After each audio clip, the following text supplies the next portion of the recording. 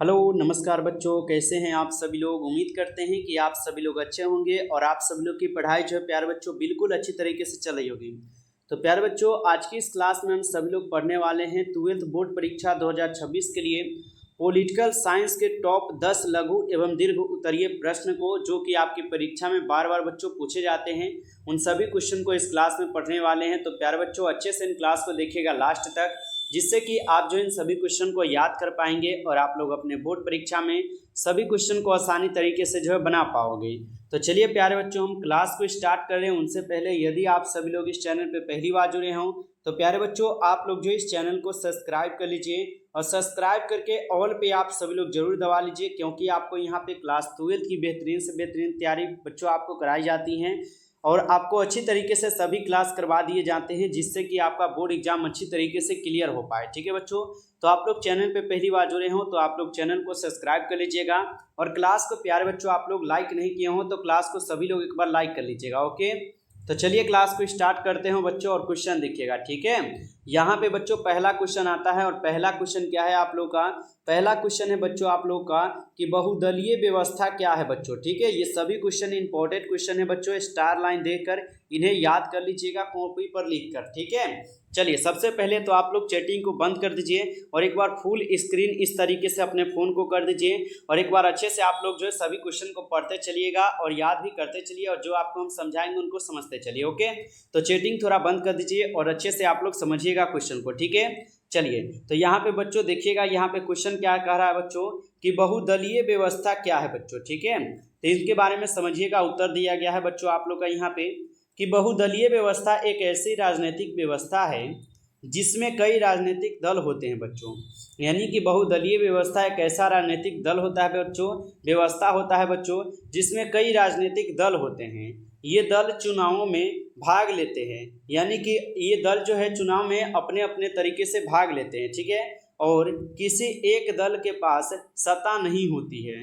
इन दलों में से कोई भी दल अकेले या गठबंधन के रूप में जो है बच्चों सरकार चला सकता है। यानी कि इनमें से कोई एक ही विजेता होता है, कोई एक ही जीतता है और वही क्या करता है, तो ये गठबंधन को चलाता है बच्चों, ये सरकार को जो है ना चला सकता है। ठीक है, तो जो जीतता है बच्चों वही जो है इस गठबंधन को चलाता है, सरकार को चलाता है और इसमें भाग बहुत सारे नेताएं लेते हैं। ठीक है, तो आप लोग देखते भी होइएगा। ठीक है, चलिए तो यहाँ पे बच्चों यही है पहला नंबर क्वेश्चन का आंसर और ये प्रश्न आपके 2 नंबर के एग्जाम में पूछेगा, बोर्ड एग्जाम में स्टार लाइन देकर आप लोग लिख लीजिएगा। ओके, चलिए ओके बच्चों, चलिए आगे देखिएगा।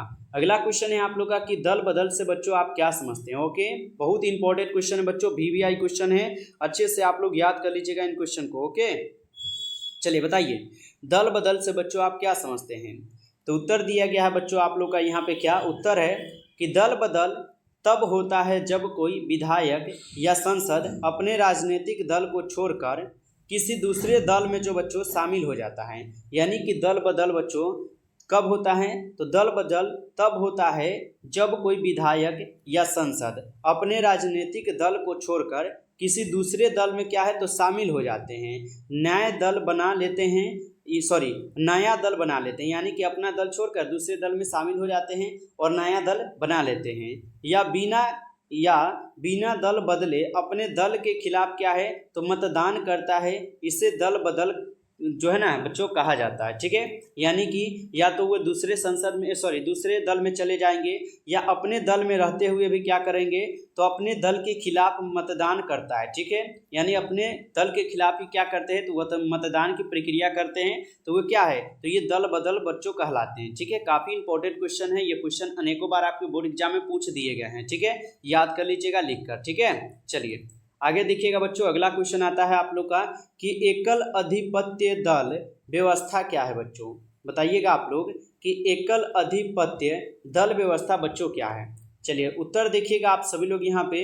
उत्तर है बच्चों की एकल अधिपत्य दल व्यवस्था एक ऐसी राजनीतिक व्यवस्था होती है जिसमें केवल एक ही पार्टी क्या है होती है।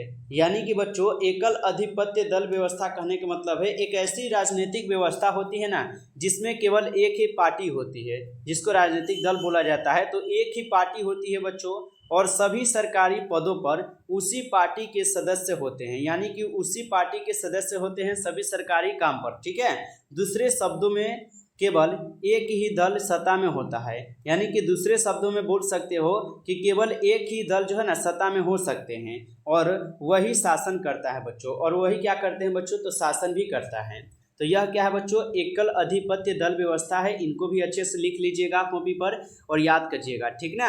ये सभी क्वेश्चन 2 नंबर में पूछेगा। 2 नंबर अगर लेना है बोर्ड एग्जाम में तो इतना कोशिश कीजिए याद करने का, ठीक है।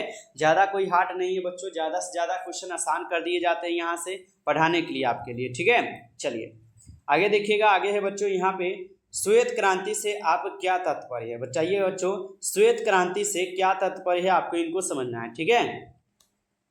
तो उत्तर दिया गया है बच्चों आप लोग का यहाँ पे उत्तर क्या है कि श्वेत क्रांति का मतलब है कि देश में दूध उत्पादन बढ़ाने के लिए किए गए विशेष प्रयास, ठीक है बच्चों। तो श्वेत क्रांति का मतलब होता है कि देश में दूध उत्पादन बढ़ाने के लिए विशेष प्रयास, ठीक है। इसके तहत सरकारी संगठनों का निर्माण, अच्छे नस्ल के जानवरों की व्यवस्था और वैज्ञानिक तकनीकों का इस्तेमाल किया गया। डॉक्टर वर्गीज कुरियन ने इस क्रांति की शुरुआत की थी, जिससे भारत आज क्या है तो आज दुनिया का सबसे बड़ा दूध उत्पादन देश जो है ना बन चुका है। तो बच्चों पूछता भी है ऑब्जेक्टिव में कि दुनिया का सबसे बड़ा दूध उत्पादक देश कौन सा है, तो अपना देश भारत ही है बच्चों, ठीक है। याद रखेंगे आप सभी लोग। तो यही जो है आपकी श्वेत क्रांति से तात्पर्य है बच्चों, याद रखिएगा आप सभी लोग। काफ़ी इंपॉर्टेंट क्वेश्चन ये सभी क्वेश्चन जो कि आपकी बोर्ड परीक्षा में देखने को मिलेंगे, ठीक है। तो याद कर लीजिएगा इन क्वेश्चन को, ओके। चलिए आगे देखिएगा बच्चों, अगला क्वेश्चन है आप लोग का यहाँ पे 5 नंबर क्वेश्चन कह रहा है। 5 नंबर क्वेश्चन क्या है कि साम्यवादी अर्थव्यवस्था और पूंजीवादी अर्थव्यवस्था में अंतर स्पष्ट कीजिए, ठीक है। तो चलिए यहाँ पे देखते हैं। पहले बच्चों उत्तर में हम लोग क्या दिया गया है, साम्यवादी दिया है। तो साम्यवादी क्या है, तो साम्यवादी अर्थव्यवस्था में राज्य का प्रमुख नियंत्रण होता है, ठीक है। यानी कि साम्यवादी व्यवस्था में बच्चों राज्यों का प्रमुख नियंत्रण होता है और सभी आर्थिक निर्णय समाज के लाभ के लिए किए जाते हैं। यहाँ राज्य की उत्पादन, वितरण और संसाधनों का मालिक होता है, ठीक है बच्चों। तो यहाँ क्या है, तो यहाँ पे जो है राज्य की उत्पादन, वितरण और संसाधनों का मालिक होता है बच्चों, ये साम्यवादी। उसके बाद आ जाता है आपका यहाँ पे पूंजीवादी। पूंजीवादी क्या है बच्चों, तो पूंजीवादी यहाँ पे कह रहा है कि अर्थव्यवस्था में राज्य की भूमिका सीमित होती है। यानी कि पूंजीवादी का कहना होता है कि अर्थव्यवस्था में राज्य की जो भूमिका होती है एक सीमित होती है, एक सीमित भर होती है और निजी लोग या कंपनियां उत्पादन के साधनों के मालिक होते हैं। यहाँ पर निजी स्वामित्व और लाभ कमाने की प्रवृत्ति प्रमुख होती है बच्चों, ठीक है। तो ये क्या है आपके साम्यवादी अर्थव्यवस्था में पूंजीवादी और अर्थव्यवस्था में अंतर है, जो कि आपको इतना याद रखना होगा। और ये आपके 2 नंबर से लेकर 5 नंबर कहीं पे भी पूछ देगा, ठीक है। क्योंकि ये प्रश्न कहीं भी पूछ सकता है, इंपॉर्टेंट है क्वेश्चन, अच्छे से याद रखना, ओके। चलिए आगे बढ़े बच्चों, अगला क्वेश्चन है आप लोगों का यहाँ पे, हरित क्रांति क्या है बच्चों, ठीक है। हरित क्रांति जो है क्या थी, इसके क्या लाभ हुआ है, ठीक है बच्चों। हरित क्रांति क्या है और इसके लाभ क्या हुआ है, इनके बारे में आपको बताना है। उत्तर देखिएगा, उत्तर दिए गए हैं बच्चों कि हरित क्रांति वह प्रक्रिया थी, हरित क्रांति बच्चों वह प्रक्रिया थी जिसमें देश में खाद्यान्न उत्पादन बढ़ाने के लिए 1960 के दशक में विशेष प्रयास किए गए। सरकार ने किसानों को अच्छे बीज, उर्वरक, कीटनाशक और सिंचाई की बेहतर सुविधाएं जो है उपलब्ध कराई हैं। यानी कि हरित क्रांति बच्चों क्या है, तो हरित क्रांति वह प्रक्रिया थी बच्चों जिसमें देश में ना खाद्यान्न उत्पादन बढ़ाने के लिए 1960 के दशक में विशेष प्रयास किए गए थे। तो यहाँ पे समझ गए होंगे बच्चों कि हरित क्रांति जो है वह प्रक्रिया थी जिसमें देश के खाद्यान्न उत्पादन बढ़ाने के लिए 1960 के दशक में जो है विशेष प्रयास किए गए थे। सरकार क्या किए थे, तो किसानों को अच्छे बीज देने लगे, उर्वरक देने लगे, कीटनाशक दवाइयाँ देने लगे और सिंचाई की बेहतर सुविधाएं जो ना उनको उपलब्ध कराए थे किसान को, ठीक है बच्चों। तो ये जो है आपकी इंपॉर्टेंट क्वेश्चन है, अच्छे से इनको याद कर लीजिएगा। चलिए आगे बढ़े बच्चों, आगे देखिएगा। आगे बच्चों आपके लिए कुछ इंपॉर्टेंट यहाँ पे स्पेशल ऑफर है, उनके बारे में थोड़ा बता देते हैं कि आपको यहाँ पे सभी सब्जेक्ट के गिना चुना हुआ आपके लिए क्वेश्चन तैयार किए गए हैं, जिनको पढ़कर आप लोग अपने एग्जाम में जो है अच्छा रिजल्ट ला सकते हो, जो कि आपकी बोर्ड परीक्षा 2026 के लिए बच्चों के लिए है, ठीक है। तो ये प्रश्न जो है आपके एग्जाम में आने वाले प्रश्न हैं जो कि 100% हम बोल सकते हैं बच्चों।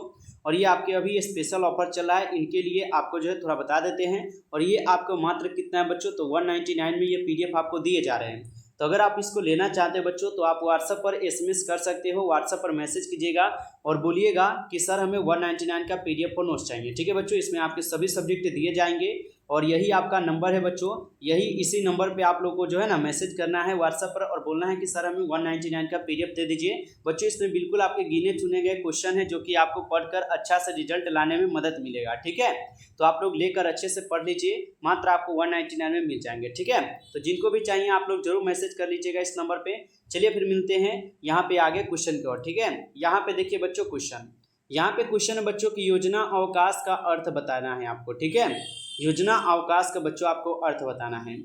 उत्तर देखिएगा, उत्तर है आप लोगों का कि तीसरी पंचवर्षीय योजना जो है 1961 से 1966 के बाद, ठीक है, क्रम में व्ययधान पर गया था। बच्चों तीसरी पंचवर्षीय योजना जो है आपके 1961 से 66 में हुई थी और तीसरी पंचवर्षीय योजना के बाद जो है क्रम में व्ययधान पर गया था, इसीलिए एक पंचवर्षीय योजना बनी जिन्हें 1966 से 67 या 1967 से 68 तथा 1968 से 69 की अवधि को लिया गया था बच्चों। चौथी पंचवर्षीय योजना जो है यहाँ पे 1969 से 1974 तक चली थी और यहाँ पे 3 वर्षों की अवधि में 3 वर्षीय योजनाएं आई थी बच्चों। पंचवर्षीय योजनाओं का क्रम ही टूट गया था, यानी कि पंचवर्षीय योजना का क्या हुआ था, क्रम जो खत्म हो गया था, टूट गया था, खत्म हो चुका था। इसी को योजना अवकाश का बच्चों जो है ना नाम दिया गया था। ठीक है, तो आप लोग अच्छे से इनको याद रख लीजिएगा, ये आपके 5 नंबर के क्वेश्चन में पूछता है। ठीक है, चलिए आगे बढ़ते हैं बच्चों। आगे देखिएगा, आगे है बच्चों कि गुट निरपेक्ष की नीति का शुद्ध अर्थ बताना है आपको, यानी कि बच्चों गुट निरपेक्ष की नीति का आपको यहाँ पे शुद्ध अर्थ बताना है। उत्तर देखिएगा, उत्तर है बच्चों आप लोग का गुट निरपेक्षता का मतलब है कि किसी देश को क्या है, गुट निरपेक्षता का मतलब है कि बच्चों किसी देश को बड़ी महाशक्तियों के सैन्य गुटों से दूर रहना। ठीक है, इसका मतलब यह नहीं है कि देश दुनिया से अलग थलग रहेगा, बल्कि यह एक संस्करणात्मक नीति होता है बच्चों। ठीक है, तो इनको याद रखिएगा, ये क्वेश्चन जो है 2 नंबर में पूछता है आपके एग्जाम में, याद रखिएगा। चलिए आगे देखिएगा, आगे है मैकमोहन रेखा क्या है बच्चों, वेरी वेरी इंपॉर्टेंट है, ये आपके एग्जाम में हर बार पूछे जाते हैं, स्टार लाइन देकर लिख लीजिएगा इनको। ठीक है, चलिए मैकमोहन रेखा क्या है बच्चों, उत्तर है बच्चों आप लोग का यहाँ पे मैकमोहन रेखा वह सीमा रेखा है जो कि 1914 में भारत और चीन के बीच शिमला सम्मेलन के दौरान जो है बच्चों तय की गई थी। यानी कि मैकमोहन रेखा जो है ना वह सीमा रेखा है जो कि 1914 में बच्चों भारत और चीन के बीच शिमला सम्मेलन के दौरान तय की गई थी। उसके बाद यहाँ पे कुछ निर्धारण दिए गए हैं। निर्धारण में है यह रेखा भारत और चीन के बीच सीमा को जो यहाँ पे निर्दिष्टित करती है, यानी कि यह सीमा जो है भारत और चीन के सीमा के बीच में मिलते हैं बच्चों। उसके बाद आता है चीन का विवाद, तो चीन इस रेखा को मान्यता नहीं देता और इसके खिलाफ विवाद करता है। तो चीन नहीं चाहता है बच्चों कि भारत से मेल हो। ठीक है, तो चीन इस रेखा को मान्यता नहीं देते, यानी कि चीन नहीं मानते हैं और इसके खिलाफ जो ना हमेशा वो विवाद करते हैं। इसके बारे में थोड़ा और भी होगा बच्चे, इसके बारे में थोड़ा और होगा, आपको हम बताते हैं। उसके बाद आता है चीन का विवाद हो चुका है यहाँ पे। उसके बाद आ जाएगा इतिहास यहाँ पे। तो इसी विवाद के कारण 1959 में चीन ने तिब्बत पर जो है ना बच्चों कब्जा कर लिया था। तो बच्चों तिब्बत ने चीन पर कब्जा कब किया था, 1959 में, और दलाई लामा ने भारत में शरण ली थी। इसके बाद 1962 में बच्चों भारत चीन युद्ध हुआ था। 1962 में क्या हुआ था, और भारत और चीन के बीच जो है ना बच्चों युद्ध भी हुआ था। ठीक है, तो ये है कुछ आपके लिए इंपॉर्टेंट क्वेश्चन जिनको आप लोग अच्छे से याद कर लीजिएगा बच्चों, और अच्छे से लिख कर याद कर लेते हैं तो आप लोग का रिजल्ट कोई नहीं रोक सकता है। इस बार बोर्ड एग्जाम में बहुत अच्छा रिजल्ट आएगा, बस अच्छे से पढ़ते चलिए बच्चों। तो इस क्लास में कुल इतना ही क्वेश्चन थे। यदि आप लोग को ये क्लास अच्छा लगा हो बच्चों तो आप लोग क्लास को लाइक कर लीजिएगा। चैनल पे आप लोग पहली बार जुड़े हैं तो चैनल को सब्सक्राइब करके ऑल पे दबा लीजिएगा आप सभी लोग, जिससे कि जब भी क्लास बच्चों स्टार्ट होगा तो नोटिफिकेशन आपके पास जो है क्लास का पहुंच पाएंगे। तो चैनल को आप लोग सब्सक्राइब कर लीजिएगा और क्लास को सभी लोग एक बार लाइक कर लीजिए। और PDF लेना चाहते हैं तो इस नंबर पर आप लोग कॉल कर लीजिए, ठीक है, या व्हाट्सएप पर मैसेज कर लीजिए 962 18 834 बच्चों। ठीक है, आप लोग को इस नंबर पर कॉल करना है या व्हाट्सएप पर मैसेज करना है। चलिए फिर मिलते हैं एक नई टॉपिक के साथ आपके साथ, तब तक के लिए जय हिंद प्यारे बच्चों, बेस्ट ऑफ लक, अच्छी तरीके से तैयारी करते रहिए।